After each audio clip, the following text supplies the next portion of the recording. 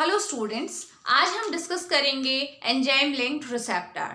तो ये वो रिसेप्टर हैं जो किसी भी मॉलिक्यूल के इफेक्ट को अगर प्रोड्यूस करेंगे तो इनके साथ एक एंजाइम जरूर लिंक रहेगा, उसका अटैचमेंट जरूर रहेगा और वही एंजाइम आपका इसके फंक्शन को परफॉर्म कराएगा। रिसेप्टर, जैसे कि हम सबको पता है कि रिसेप्टर्स क्या होते हैं, ये वो मैक्रो मॉलिक्यूल हैं जो या तो एक्स्ट्रा सेलुलरली प्रेजेंट रहेंगे सेल के बाहर या फिर इंट्रा सेलुलरली सेल के अंदर प्रेजेंट रहते हैं। और जब भी कोई भी मॉलिक्यूल, चाहे वो एंडोजेनस हो चाहे एक्सोजेनस हो, यानी कि चाहे वो आपकी बॉडी का ही कंपोनेंट क्यों ना हो, चाहे आपने बाहर से लिया हो in the form of medicine, वो क्या करेगा, अपने रेस्पेक्टिव रिसेप्टर्स के पास जाता है और जब मॉलिक्यूल रिसेप्टर से बाइंड होता है तब जाके इफेक्ट आता है। ये हमें पता है, ठीक है। लेकिन अब हमने क्या देखा था कि जो रिसेप्टर्स होते हैं उनके इफेक्ट प्रोड्यूस करने का तरीका, पाथवे अलग अलग होते हैं, है ना। आज जो हम डिस्कस कर रहे हैं वो आपका एंजाइम लिंक पाथवे है। तो इसका मतलब ये जो रिसेप्टर होंगे इनके साथ कोई ना कोई एंजाइम लिंक्ड होगा, जुड़ा हुआ होगा, और यही एंजाइम आपके रिसेप्टर के थ्रू जो इफेक्ट प्रोड्यूस होने वाला है उसके लिए रेस्पॉन्सिबल होगा। तो स्टार्ट करते हैं एंजाइम लिंक्ड रिसेप्टर। तो ऑब्वियसली ये भी आपका क्या है, like GPCR, ion channel receptor, ये भी आपका क्या है, एक्स्ट्रा सेलुलर रिसेप्टर है, बिकॉज ये भी आपका क्या है, सेल मेम्ब्रेन में प्रेजेंट होता है, ठीक है। इससे पहले हमने जीपीसीआर भी कंप्लीट कर लिया है, आयन चैनल रिसेप्टर भी कंप्लीट कर लिया है। देखिए किस तरीके से होगा। सपोज ये हमारी सेल मेम्ब्रेन है, हमें पता है सेल मेम्ब्रेन हमारी क्या है, लिपिड की बाइलेयर है, ठीक है। सेल मेम्ब्रेन में ये जो एंजाइम लिंक्ड रिसेप्टर होते हैं ये किस तरीके से प्रेजेंट होते हैं, इसे हम देख लेते हैं। ये हमारा रिसेप्टर है और हमेशा ध्यान रखना कि जो हमारे एंजाइम लिंक्ड रिसेप्टर होते हैं ये क्या है, हमारे सिंगल पॉलीपेप्टाइड चेन है, सिंगल हेलिक है आपका, ठीक है। जैसे जीपीसीआर में हमने क्या लिखा था, 7 ट्रांसमेम्ब्रेन हेलिक, क्योंकि उसमें जो आपका रिसेप्टर था 7 टाइम मेम्ब्रेन को क्रॉस करता था। इसमें केवल देखो एक ही बार क्रॉस किया है, केवल एक ही हेलिक है, ठीक है। और यहीं पे एक और दूसरा रिसेप्टर भी हम बना लेते हैं।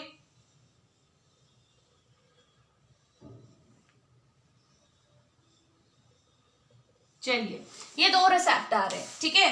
और ध्यान रखिएगा बिकॉज ये एंजाइम लिंक्ड रिसेप्टर हैं तो इनके में इंट्रासेलुलरली यहाँ पे एंजाइम लिख लेते हैं हम RTK, ठीक है। क्योंकि मैंने आपको पहले भी बोला है कि जब भी हम एंजाइम लिंक्ड रिसेप्टर की बात करते हैं ऑब्वियसली नेम सजेस्ट कर रहा है कि इन रिसेप्टर के साथ कोई ना कोई एंजाइम लिंक्ड होगा और वो भी इंट्रासेलुलरली। ये एक्स्ट्रा सेलुलर सरफेस है, ये इंट्रासेलुलर सरफेस है, ये मेम्ब्रेन है, ठीक है। तो ये जो एंजाइम होता है मोस्टली ये टायरोसिन काइनेज होता है, ठीक है। टायरोसिन काइनेज, काइनेज वर्ड मैंने बार बार बोला है कि जब भी काइनेज वर्ड आ रहा है इट मींस फॉस्फोराइलेशन होगा, फॉस्फेट ग्रुप डोनेट किया जाएगा। तो टायरोसिन काइनेज मतलब ये किसको आपका फॉस्फोरिलेट करेगा, टायरोसिन को, जो कि एक अमीनो एसिड है, ठीक है।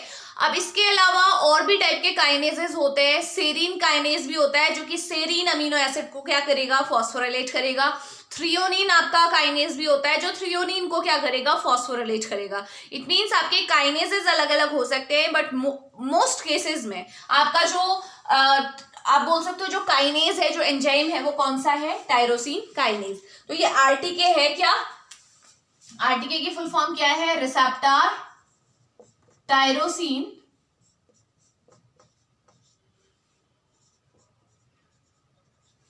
काइनेज, ठीक है। ये एंजाइम है रिसेप्टर टायरोसिन काइनेज। क्यों बोला, बिकॉज ये एसोसिएटेड है with the receptor, binded form में रहता है, ठीक है। अब होता क्या है, देखो ये एंजाइम प्रेजेंट है लेकिन अभी ये एंजाइम क्या है, इनएक्टिव है। ध्यान रखिएगा अभी ये एंजाइम क्या है, इनएक्टिव है। अब देखिए क्या होगा, बाहर से जब कोई भी मॉलिक्यूल आएगा तो ये ध्यान में रखिएगा एंजाइम लिंक्ड रिसेप्टर ज्यादातर करके आपका जो लॉन्ग पॉलीपेप्टाइड चेन वाले आपके हार्मोन्स होते हैं उनके लिए या फिर ग्रोथ फैक्टर होते हैं उनके लिए ये यूज होता है, ठीक है। वही मॉलिक्यूल इस पाथवे को चूज करते हैं क्योंकि आपको पता होना चाहिए कि जो ये एंजाइम लिंक्ड रिसेप्टर का जो ये एक्स्ट्रा सेलुलर डोमेन है ना ये बहुत वाइड होता है। तो जो लार्ज पॉलीपेप्टाइड चेन वाले मॉलिक्यूल हैं आसानी से इनसे बाइंड कर सकते हैं। ये समझ में आया। तो सिंपल सी बात ये है कि एंजाइम लिंक्ड रिसेप्टर को वो मॉलिक्यूल फॉलो करने वाले हैं जो क्या है आपके लार्जर इन साइज है यानी कि जिनमें पॉलीपेप्टाइड चेन बहुत लंबी है, ठीक है। तो आसानी से वो मॉलिक्यूल आएंगे। हम एग्जांपल ले रहे हैं एक हार्मोन का जो इस पाथवे को फॉलो करते हैं, अदरवाइज आप कुछ भी लिख सकते हो। मैं जो पाथवे हम यूज कर रही हूँ, जो मॉलिक्यूल मैं बता रही हूँ, वो है हमारा इंसुलिन। ये है हमारा इंसुलिन। इंसुलिन सबको पता है हार्मोन है जो ग्लूकोज के लेवल को मेंटेन करने का काम करता है हमारी बॉडी में, है ना। ग्लूकोज को ग्लाइकोजन में कन्वर्ट करवा देता है ताकि जो ब्लड ग्लूकोज लेवल रहे वो कम रहे। अगर ये कम, इसकी डेफिशिएंसी हो जाती है तो इसी वजह से इंसान को डायबिटीज होती है ना, क्योंकि ब्लड ग्लूकोज लेवल क्या हो रहा है आपका, बढ़ता चला जा रहा है। तो सिंपल सी बात है, ये रिसेप्टर है, इंसुलिन आया, ये भी इंसुलिन ही है। इंसुलिन आया, फटाफट से रिसेप्टर का जो आपका एक्स्ट्रा सेलुलर, ये एक्स्ट्रा सेलुलर पार्ट है, ये वाला क्या है आपका एक्स्ट्रा सेलुलर, सेल से बाहर का हिस्सा है ये, और ये क्या है मेम्ब्रेन है, तो ये वाला हिस्सा क्या होगा इंट्रा सेल्यूलर। चलिए इसे हम यहां से हटा देते हैं।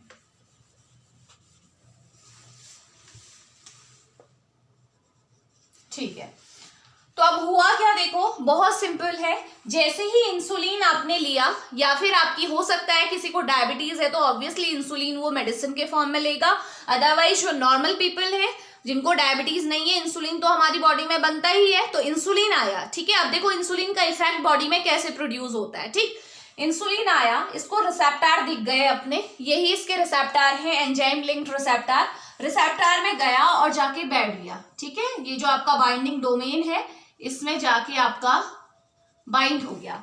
जैसे ही इंसुलिन अपने रिसेप्टर से बाइंड हुआ, उसके बाद हुआ क्या देखो, ये जो आपका काइनेज था ना, tyrosine kinase, receptor tyrosine kinase, जो कि क्या था आपका इनएक्टिव था, ये क्या हो गया आपका एक्टिव हो गया। और कैसे हुआ देखो, 2 स्टेप रिएक्शन है। इसी के आगे मैं बता देती हूँ आपको। ये हमारा डोमेन हमें पता चल गया इंट्रा एक्स्ट्रा का। देखो मैं ऐसा ही एक रिसेप्टर यहाँ पे ड्रॉ कर रही हूँ। होता क्या है देखो, जैसे ही इंसुलिन इससे बाइंड होता है ना, आसपास के 2 रिसेप्टर से बाइंड हुआ, तो ये रिसेप्टर्स क्या होते हैं, एक दूसरे के नजदीक आ जाते हैं, ठीक है। अभी दूर है, अभी नजदीक आएंगे। देखो यहीं पे हम ड्रॉ कर लेते हैं इनकी फाइनल स्टेट, किस तरीके से ये वर्क करेंगे।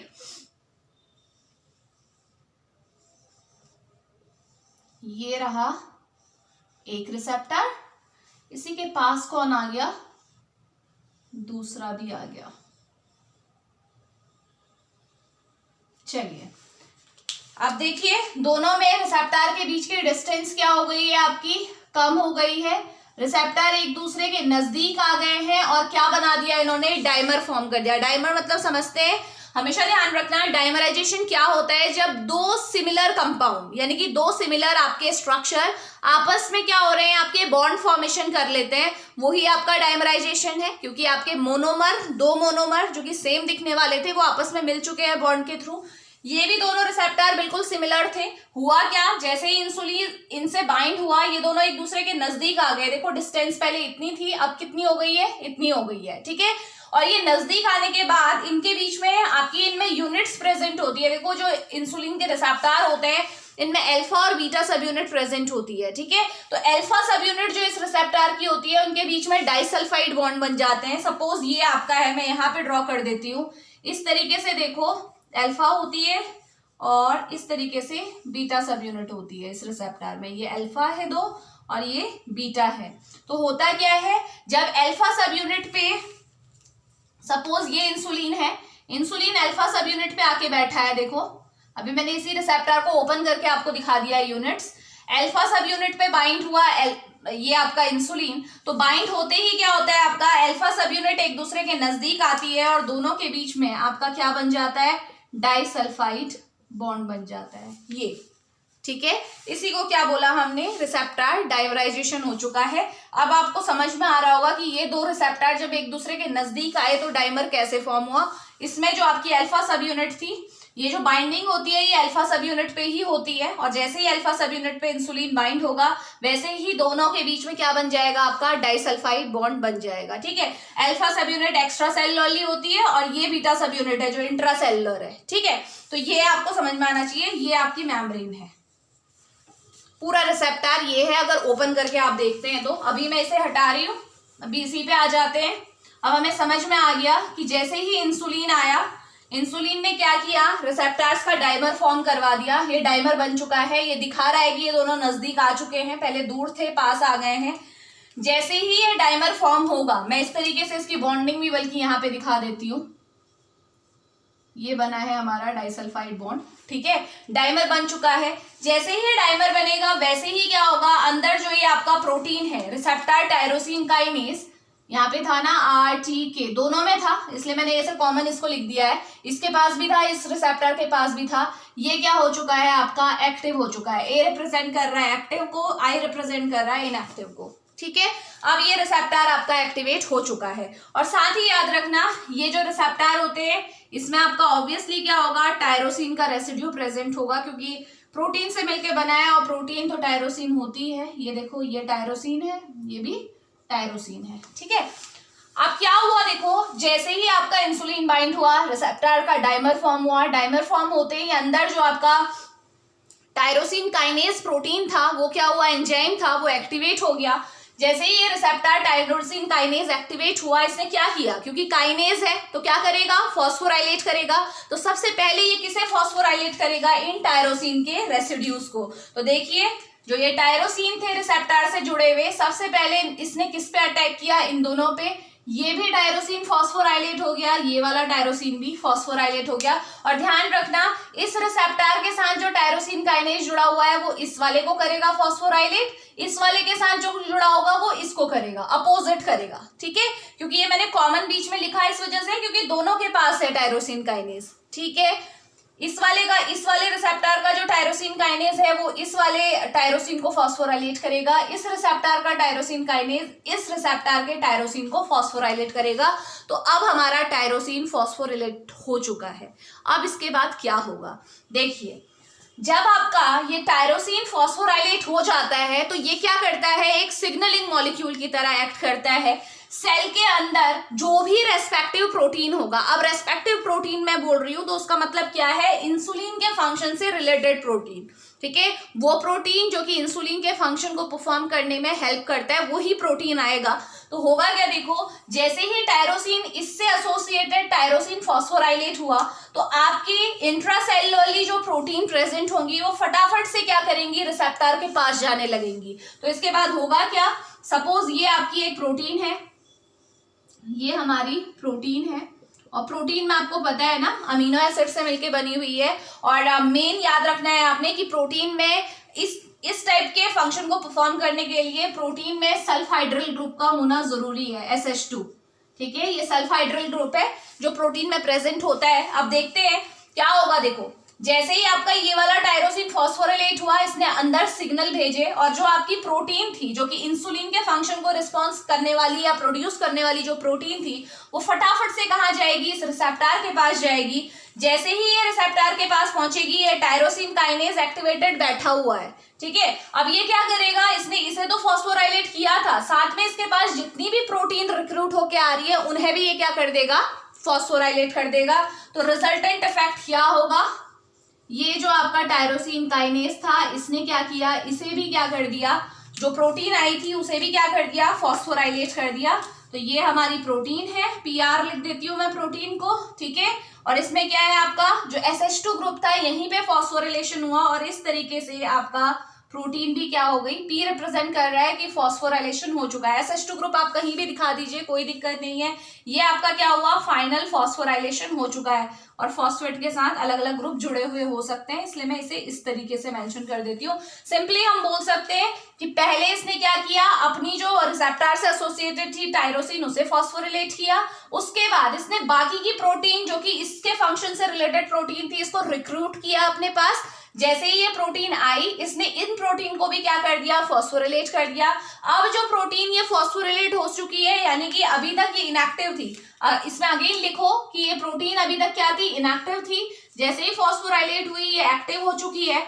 अब ये प्रोटीन क्या करेगी, आपका अपने फंक्शन को परफॉर्म करने के लिए बिल्कुल तैयार है। हो सकता है कि ये जीन लेवल पे जाए, आपके डीएनए में जाए और डीएनए के स्पेसिफिक सीक्वेंस को एक्टिवेट करे, जिसकी वजह से आपकी जो डिजायर्ड प्रोटीन है वो सिंथेसाइज हो। ये आप जानते हो है ना। तो ये आपका जो प्रोटीन है ये हो सकता है, ये क्या क्या फंक्शन परफॉर्म कर सकता है, आपकी सेल ग्रोथ को कंट्रोल कर सकता है, हो सकता है इसका काम सेल ग्रोथ को कंट्रोल करना हो सकता है ये डिफरेंशिएशन में आपका हेल्प करे, ठीक है। ये सब फंक्शन है, ये आपकी ये प्रोटीन पे डिपेंड करेगा कि ये प्रोटीन को क्या करना है, ठीक है।